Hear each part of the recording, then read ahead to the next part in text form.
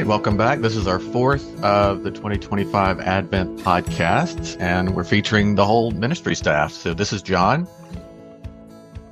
Tanya, Eric, and Rachel. Great to have all of us here in one place, or we're in our own separate places as we're recording. So what are some of your favorite memories of Christmas growing up?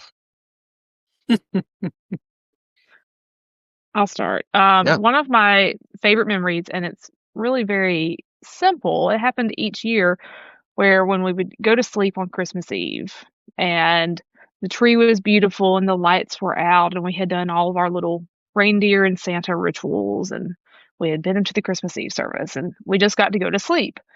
But at some point, magically in the night, things got moved to the couch. The stocking started to overflow. Presents appeared that we had no idea we even wanted.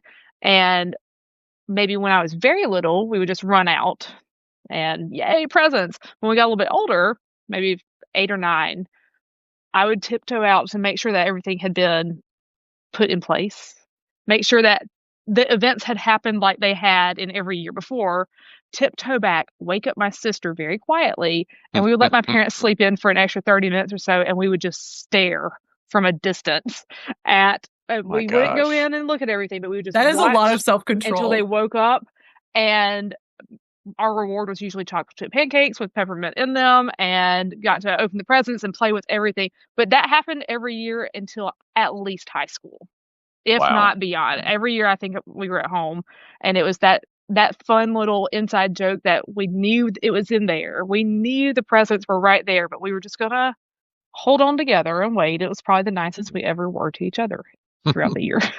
It gets to kind of that open secret thing, everybody knows, but nobody really talks about it. Who else has a favorite memory of Christmas growing up? You probably would not be surprised, for those of you who know me well, to know that most of my greatest memories focus around food. So I think one of my favorite things that we did as a family was to make a big breakfast together on Christmas morning.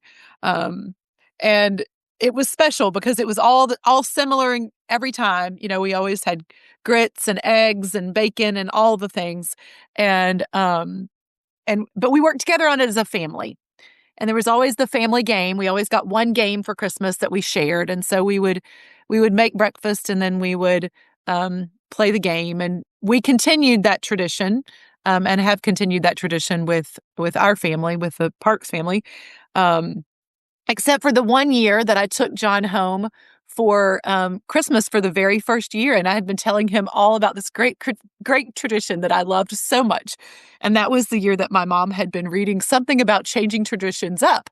And so we had shrimp and something else, which was very tasty, but not what I had told him it was going to be. And I was just devastated by it. But I enjoy both the food, the comfort food in that, and the doing it together as a family. Yeah, if it makes any difference, it didn't bother me at all. Of course not. Fantastic lunch. Who could be bothered by shrimp? People with shellfish allergy, but other than that, I think everybody be okay. I think one of this always just jumps out. I have so many really meaningful, Christmas memories, but the one that always comes to mind is, I don't remember, I think I was in high school, maybe early high school. And that particular year we had gotten this big snowstorm and that turned into kind of an ice storm and, everything was shut down. And we woke up Christmas morning and the power was out. So there's no heat. And, but we couldn't get out. I mean, so we were just like, well, let's just do what we normally do. But it was, really funny because, not that we all had clothes to wear, we were fine, but we would open up pajamas that somebody had given us and immediately put them on because it was 50 degrees in the house. It's just kind of a silly, fun Christmas memory that I remember. That'll always stay with me for some reason.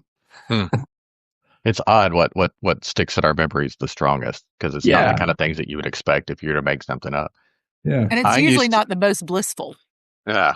It's True. the ones that have a little bit of both the good and the bad in them. Yeah. I I was only child growing up, so I was always used to entertaining myself. But when the Christmas tree got put up and the lights got out and everything, I would always take my toys into the living room in front of the Christmas tree to play. I just loved basking in the glow of those lights. And I still do. I still love having it, having the lights up and having them on. It just kind of gives me a different atmosphere. So my stepdad, came into, when that we came into his house after he and my mom married, and he had this old 70s lamp thing with like a floodlight underneath it, and it turned slowly, and there was different color gels over it. So like it would the room would light up green, and as it turned, then it would slowly turn to red and yellow, and I loved that thing. And then one year we came home and it had gotten left on, and it like melted. I guess it's amazing in retrospect that it didn't start a fire, but the thing melted like all the gels and stuff. So, and of course by that point nobody was selling those things anymore. I bet I could find one on eBay now. I know what to get y'all for Christmas now. Right. Just scouring eBay for a fire hazard. So, each of these podcasts that we've done, we've talked a little bit about this concept of Christmas and the parts of it that we don't always talk about, or the reasons that some people choose not to celebrate Christmas or choose to leave it behind. And one of those is just how commercialized Christmas has become.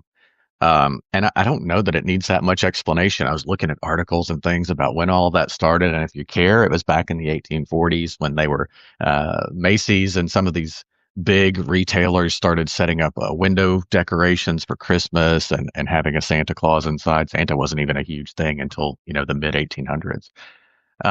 But it's such a part of our life now. It's so ingrained. How do you feel? And I get different takes from everybody I ask this question. When you see the Christmas decorations going up like before Halloween, how does it make you feel? Do you like it? Do you love that? Do you hate it? Are you kind of ambivalent about it? I think it's mixed feelings. I think the first thing that comes to mind for me though is part of why, and we've been talking about this all season, but part of why Christmas can be so special to me anyway is because of the anticipation and the having to wait for it, right? And so, and we just skip over these other seasons and kind of morph everything into one big 4-month holiday season. It kind of loses the fun of it. So I'm usually a little bit disappointed, because it's like you don't have that anticipation as much anymore when it's just always in your face. And of course, like you said, I mean, that's for commercial, profit reasons and blah, blah, blah. But yeah, not my favorite thing. I love Christmas in December. I don't love it before that. So when I see it out before that, anytime before Thanksgiving, I start feeling that bubble up of like annoyance over the commercialization of it. We very strictly don't decorate until after Thanksgiving, but also very soon after Thanksgiving, because I do want all the decorations during the Christmas season. But I don't need my life to be filled with the anticipation for 6 months of Christmas, right? It burns out after a while. And, but I love gift giving. I love getting gifts. I think that's a really fun part of our Christmas season is we love to give and give a lot and give really thoughtful things, but not just giving because we feel like we have to. Yeah. Yeah, so there's the decorations, but then there's also the shopping that they encourage. Black Friday now starts 2 weeks before Thanksgiving. And I don't know, as we were talking about it, I was kind of intrigued when we first moved back to the States a few years ago at how popular the Nightmare Before Christmas, that those decorations and stuff. And as we were talking about it, I realized that's probably, again, kind of a commercial move because you can merge Halloween and Christmas together and it gives you an excuse to have the decorations out even earlier. Yep. I don't know. I'm sure whatever the roots of it are, I'm sure there was money behind it. And we talk about the commercialization of it and really how it's become more of a cultural phenomenon and happening than a religious holiday. I'm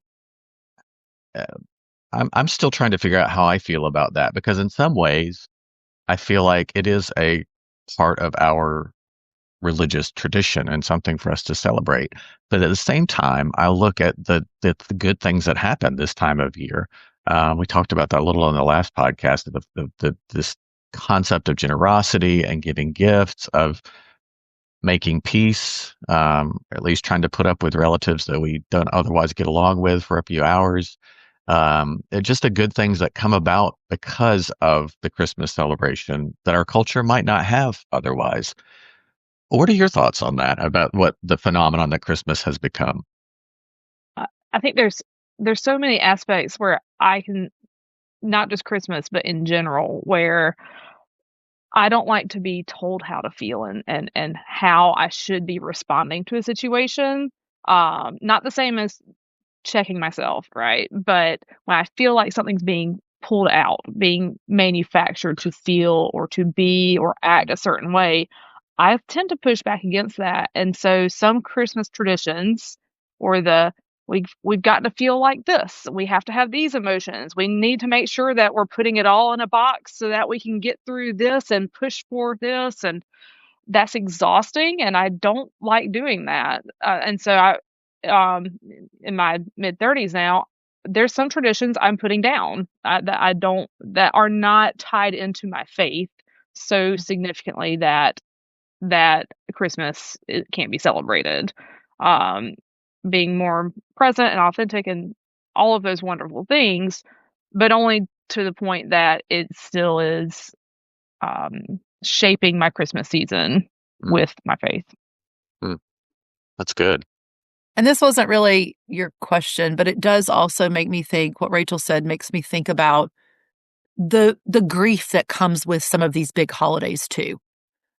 We deal with it in the church with Mother's Day and Father's Day, with, even Thanksgiving, but especially at Christmas, just how difficult it is when you have loved ones that are no longer with you and you used to have these really rich traditions and they aren't a part of those anymore. And so the grief that comes along with the holidays, that can be a whole month thing or even more when it's in our face all the time. Um, yeah, so I think about folks who've lost people in the year or around this time of year, um, which does seem to happen a lot. But then also the beauty of us being more attentive to giving, us being more attentive to loving a little more deeply, to spending time with family, to, like Rachel said, finding thoughtful gifts that say, this is what you mean to me, or when I saw this, I thought of you. That there's beauty in those things too. Mm. Mhm. Yeah, and there's some you're talking about. We're kind of transitioning questions now, but really thinking about what are some ways that we can observe more thoughtfully and mindfully. And both of you mentioned kind of some of those ideas. How can we? Obviously, we're not going to be able to like boycott Walmart or during Christmas, or none of our actions to combat commercialization are going to come to, the world is going to roll on. So really, it's kind of a question for us personally and for our own families and relationships. How do we bring meaning back into a season that has become so much about buying and receiving, and so much about sentimentality? What are some Mhm. ways that we can combat that in our own lives and our own families and traditions? Yep. think I think part of it actually does for me tie into the commercialism piece, though this isn't going to correct commercialism as a whole. But for me, just a practical attempt to spend less money, Mm-hmm. because I often feel that part of how I get wrapped up in all of the stuff we're talking about that maybe aren't as helpful is a pressure to spend X amount of dollars on this family member and X amount of dollars for this thing, and I don't know where that comes from exactly. Like we all probably just get into routines and habits with our families or our loved ones, but just the simple act of saying, I'm just not going to spend that much money this year. It forces me to get creative with gift giving and to really think deeply about the gifts that I'm giving people. And that in itself has been really meaningful. I think as well, though, um, finding something small to do every day during the season of Mm-hmm. Advent.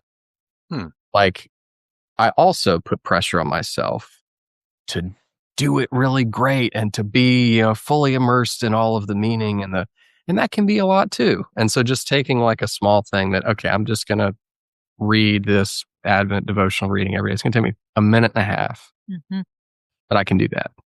Those consistent kind of reminders. One thing that's coming to mind through this is making your own traditions. We started talking about the ones we remember growing up, which are so much fun.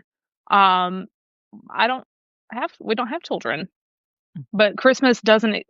I see a lot of gifts are just for the kids. Christmas is for the kids, and I completely understand that. If you're stretching your dollars and your time and your energy, and you want to focus on your children, but if there are not children to be focused on, how do you still make that season meaningful for the people in your life, your family, or if you're on your own, where do you find those things? And so for us, that's sometimes taking time to watch our favorite Christmas movie that we see every single year. But I know it's Tuesday night. Let's sit down and watch this movie with Die some hot Hard. chocolate, just because well, maybe. Or, and then one step further for the commercialism part of it, we reuse our decorations every year. We are pretty careful about how we wrap things, but also that broken ornament that we don't keep putting it back in the box. That ornament is not the person who gave it to us or the person that we got it from years ago. We can get rid of the things that are broken without discarding what we remember about that person. So trying to balance the stuff that we have and that we have to save and put out each year, and some grace. We don't have to put everything out all the time. We don't have to watch every movie and go to every event and have a gift for every person in the room. And I think too, as whether it be the same family situation that you've had for 20 years or a new family situation, which I think we're all across the board represented in this group differently, as we add traditions, because you can at any time, like that was why my mom had read that dumb article about the shrimp. You can start something new. She realized that in the end, that actually wasn't going to be the one we were going to start new. But the idea was shaking up their traditions and realizing that you can start new ones and you can leave others behind. And being intentional about the new ones that you start. Don't start new traditions that center around commercialism, consumerism. Start new traditions that center around being present or, doing things with meaning. So being intentional about the things that you start and making them be things that have value.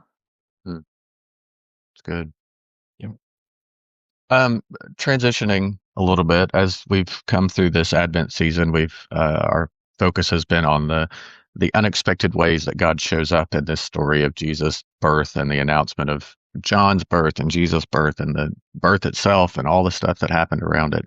That God was popping in surprising ways. And all of these stories are familiar to us. We hear them every year, multiple times every year. Those of us who are preaching, we preached on all these different places so many times through the years.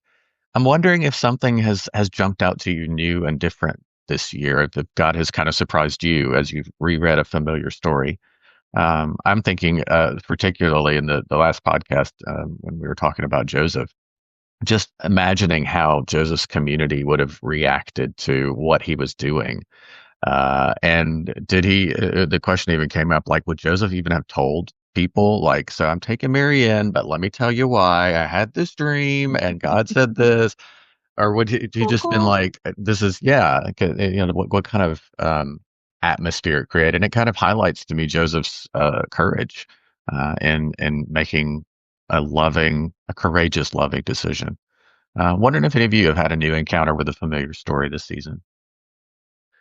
I'm not sure if it's new. Sometimes I'll have insights or thoughts about things that I feel like are new, and then I'll go back in my notes somewhere and realize, like, oh, I actually had this 3 or 4 years ago, just completely forgot about it. It's just kind of funny to be reminded. But the story of Zechariah and just the idea, I've been kind of thinking about this a lot, of being struck dumb, like in the face of a divine encounter. And, we read that as some sort of punishment for his lack of faith or something, which, you can kind of see it that way. I think it's part of it. But also, like, in a way, what a gift to have this experience that literally dumbfounds you, and having to wrestle with, that experience of God. I don't know. I've just been kind of mulling that over throughout the season since that first Sunday. And how his awareness of other things was probably stoked. Just because he couldn't talk about it makes me wonder if he was a kind of a real extrovert and loquacious, talkative person suddenly not able to use that facility anymore. Yeah, exactly. None of us would know what that might be like. I'm always struck. I don't know that it's new this year. I'm just always struck by the story of the shepherds and this just band of maybe guys and gals, who just were stinky and the just the lowest piece of what it would be to see a king, who were the first to hear about the birth of Jesus. I just think it's beautiful.